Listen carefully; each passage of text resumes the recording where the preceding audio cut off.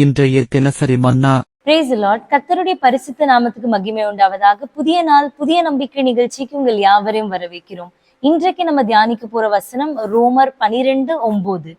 உங்கள் அன்பு மாயமற்றதா இருப்பதாக, தீமையை வெறுத்து நன்மையை பற்றி கொண்டிருங்கள்.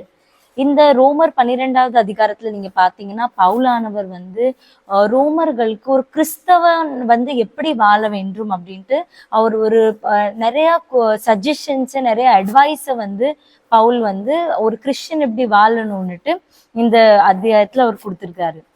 அதுல மிகவும் முக்கியமா ஒரு அட்வைஸை நம்ம ஃபாலோ பண்ணணும், ஒரு காரியத்தை நம்ம அனுதின வாழ்க்கையிலையும் கடைபிடிக்கணும்னா அது என்னன்னா, உங்கள் அன்பு மாயமற்றதா இருப்பதாக. அப்போ நம்மளுடைய அன்பு மாயம் இல்லாததா இருக்கணுமா. நம்ம யாரையும் நேசிச்சா உண்மையா முழு மனதோட எப்படி நம்மளை நேசிக்கிறோமோ அதே மாதிரி நம்ம உற்றர்களையும் நண்பர்களையும் நம்ம மாயமற்றதா நம்ம நேசிக்கணும். தீமையை வெறுத்து நன்மையை பற்றி கொண்டிருங்கள். ஒரு கிறிஸ்தவர்கள், இயேசுவை பின்பற்றுவர்கள் நம்ம என்ன செய்யணும்னா தீமையை வெறுக்கணுமா.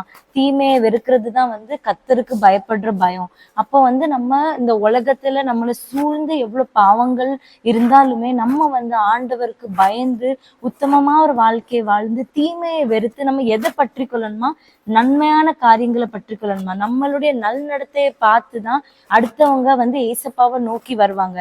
அப்போ நம்ம நம்ம வாழ்க்கையில ஏசப்பாவுடைய அன்பை வெளிப்படுத்தும் போது அந்த அன்பை பார்த்து நிறைய பேர் ஏசப்பா கிட்டி சேரலாம். அதனால இன்றைக்கு நீங்களும் நானும் நம்ம ஒரு முடிவெடுக்கலாம். நம்ம அன்பு செஞ்சா அது மாயமற்றதா இருக்கணும். தீமையை வெறுத்து நம்ம நன்மையை பற்றி கொள்ளணும். வாங்க நம்ம ஜெபிக்கலாம்.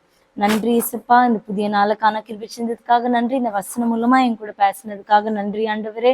எங்க அன்பு மாயமற்றதா இருக்கு இயேசுப்பா. நீங்க எப்படி எங்க மேல அன்பு செஞ்சீங்களோ, உங்க இயேசுப்பா உங்களை பத்தி நீங்க யோசிக்காம ஒரு சொட்டு ரத்தத்தை கூட வைக்காம எங்களுக்காக நீங்க உங்க இயேசுப்பா உயிரை நீங்க அர்ப்பணிச்சிங்களோ, அந்த முழுமையான அன்பு, அந்த தியாகமான அன்பு இயேசுப்பா எங்க வாழ்க்கையிலேயே நீங்க தாங்க இயேசுப்பா.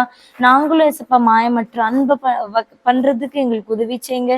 தீமையை வெறுத்து நன்மையை பற்றிக்கொள்ள எங்களுக்கு உதவி செய்யுங்க. இயேசு கிறிஸ்துவின் நாமத்தில் ஜெபம் கேளும் நல்ல பிதாவே, ஆமேன்.